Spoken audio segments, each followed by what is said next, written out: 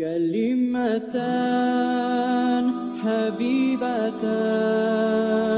إلى الرحمن خفيفتان.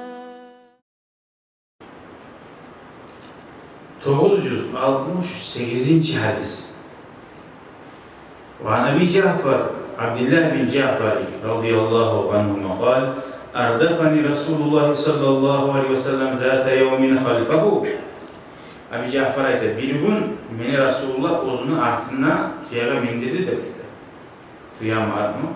Va asarra ilayya hadisan la uhaddisu bihi ahadan minan nas. Mağa bizatda xabarladi payg'ambar deydi. Amma shu xabarlagan xabarni yaxshi xabarladi astara. Bir avvada aytmashaman deb aytadi. Ne bo'lganini bilamisiz? Ha?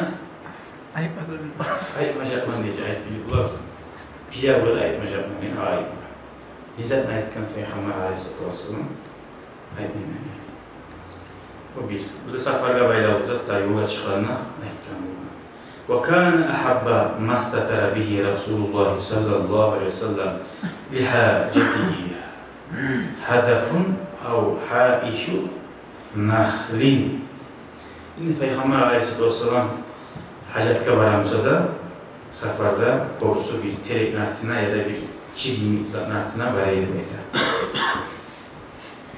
Hali bunu eskelme suyan zat daha şöyle Peygamber Aleyhisselatü Vesselam su yaravıyor bir hacetine tayin zamanına fadakhala haitan liracülin minel ansari. Şuna bir çilini artına bağıp girdi diye Resulullah Ansar Madine Ahlani. Faiza fihi cemal. Şu çilini arayana tuya buldu. Tuya. Falemma ra'a Resulullah sallallahu aleyhi ve sellem şu tuya böyle bir alamet bir mucize. Peygamberini görülen zamanı cercera ve zarafet aynar. Dedi tuya ağzı başlaydı. Aykin hiç Allah'tan korkuzla söyledim. Ve şu tuyanın gözü yaşları aktı demektir. Resulullah'ın gördü.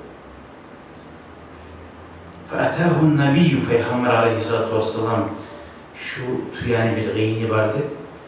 Şunun yayına gelip famasaha sarratahu şu işiydi şu an kulağına alayın haliyle tuyanı işiydi şu an bir rahmet ve zifrahu fasakana şu tuyana gelen tavuş toxtadı değil.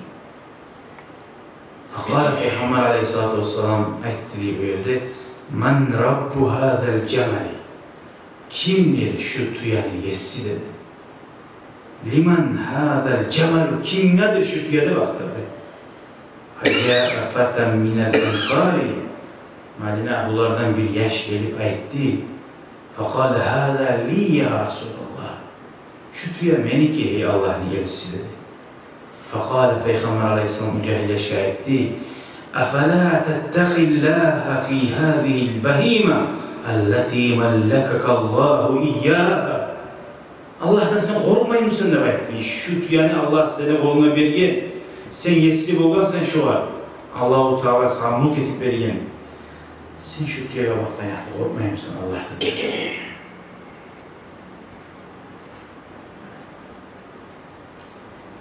فَاِنَّهَا يَشْكُوا اِلَيَّ اَنَّكَ تُجِيعُهُ وَتُدْئِبُهُ.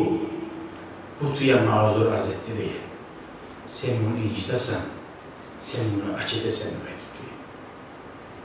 Ulan canını sağlayan son bunu haklara vermedi.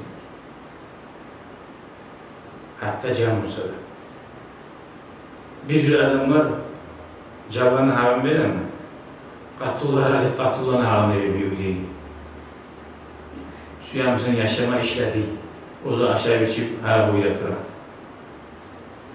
Ama dilimize görürsen, can olsa da, uyla olsun, mişik olsun, seni aldığına sağa kadar duramsa, bulaşı bir bağları bula. Şu var sen bulağı zaten verirsin. Şu mişik seni aldığına, avu abzarına elenamsa, açına azı bağları, yezikten ölemsa, bunlar. Allah sağlasın ya Allah. Şöyle haysiz olmaktan, hantal olmaktan, şöyle bağlar başımıza gelip Allah'tan korkmayı yollardan bulmaktan.